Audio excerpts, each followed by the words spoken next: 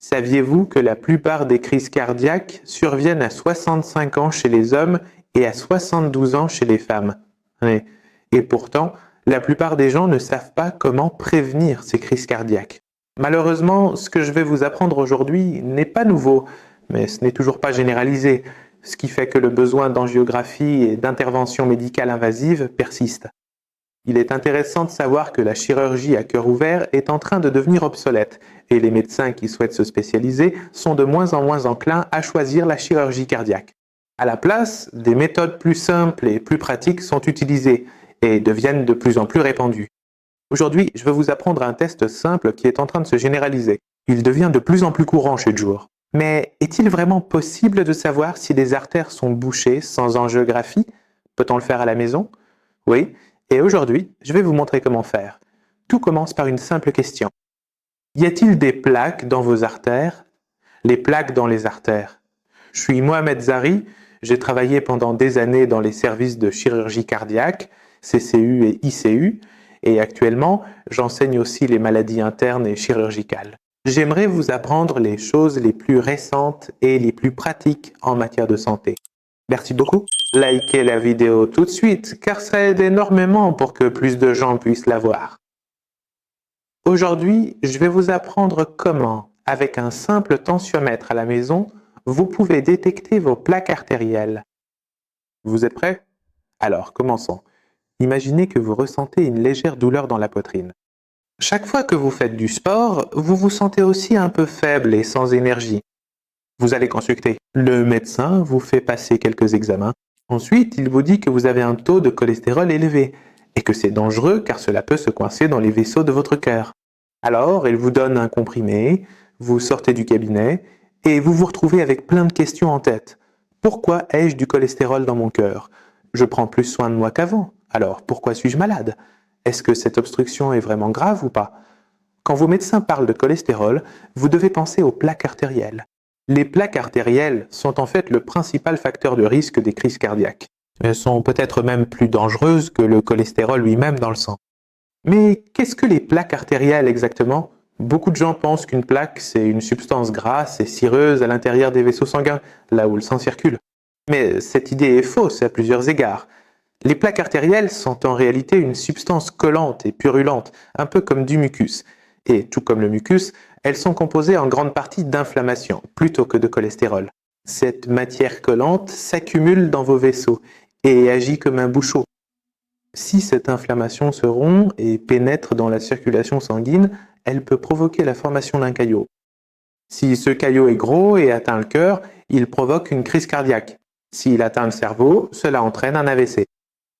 Avant de prendre n'importe quel médicament, je vous recommande de tester la présence de plaques dans votre corps. Il existe différentes méthodes pour détecter les plaques. La plupart de ces méthodes sont invasives, comme l'angiographie, mais il n'y a qu'une seule méthode que vous pouvez facilement faire chez vous, une méthode que vous utilisez souvent aujourd'hui. On l'appelle l'indice cheville-bras. S'il vous plaît, gardez un stylo et du papier à portée de main, car ce que je vais dire est important. Si vous avez un caillot de sang dans les jambes, ou si on vous a diagnostiqué une TVP, vous ne devez pas faire ce test. Et si vous avez une douleur aiguë dans les jambes, ce test n'est pas non plus adapté pour vous. Passons maintenant à la façon dont vous pouvez réaliser le test ABI, ou indice cheville-bras, chez vous.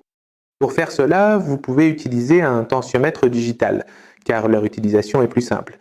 Placez le brassard de tension sur tous les membres sur lesquels nous voulons mesurer la pression, puis prenez la mesure. Commencez d'abord par le bras droit, puis la jambe droite, ensuite le bras gauche et enfin la jambe gauche.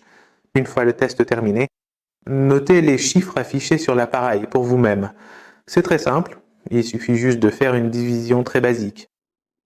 Donc maintenant, dans les résultats que j'ai obtenus pour moi-même, mon bras droit était à 107 sur 69, mon bras gauche à 114 sur 72, la jambe droite à 120 sur 59, la jambe gauche à 126 sur 74, tous en millimètres de mercure.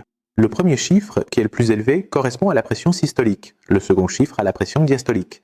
La pression artérielle systolique, c'est la pression du sang après le battement du cœur. Et la pression artérielle diastolique, c'est quand le cœur est au repos. Pour calculer l'indice cheville-bras, commencez par choisir la valeur systolique la plus élevée parmi les chevilles, qui, dans mon cas, était 126. Ensuite, choisissez la valeur systolique la plus élevée parmi les bras, qui dans mon cas était 114. Maintenant, divisez la valeur de la cheville par celle du bras. 126 divisé par 114, ce qui donne 1,1. Faites la même chose pour l'autre jambe.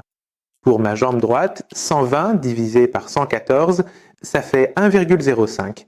C'est la méthode la plus simple pour le calcul. Maintenant, voyons ce que signifient les résultats.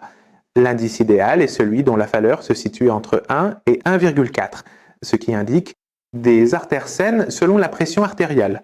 Des valeurs comprises entre 0,9 et 1 sont également acceptables. Mais si votre chiffre est inférieur à 0,8, il est probable que vous ayez des plaques et cela peut entraîner une obstruction du flux sanguin et une augmentation de la pression artérielle.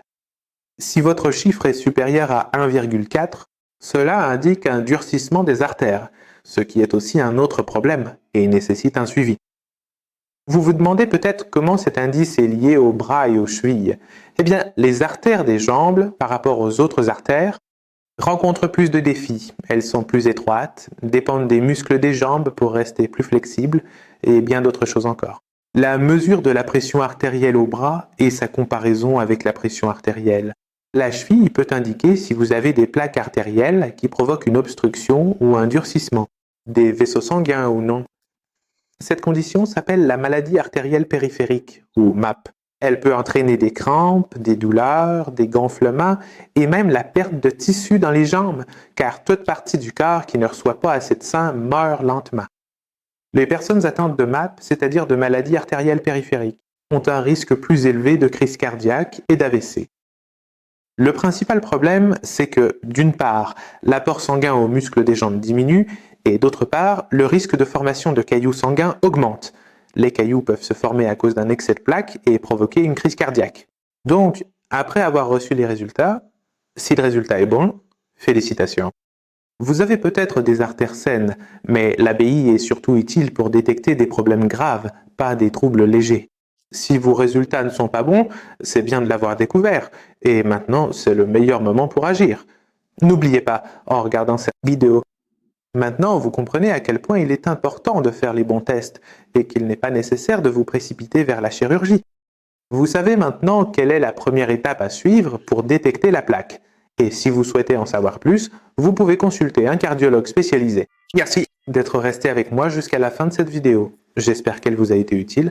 S'il vous plaît, partagez cette vidéo avec quelques personnes pour qu'elles aussi puissent bénéficier de cette formation. À la prochaine vidéo. Au revoir.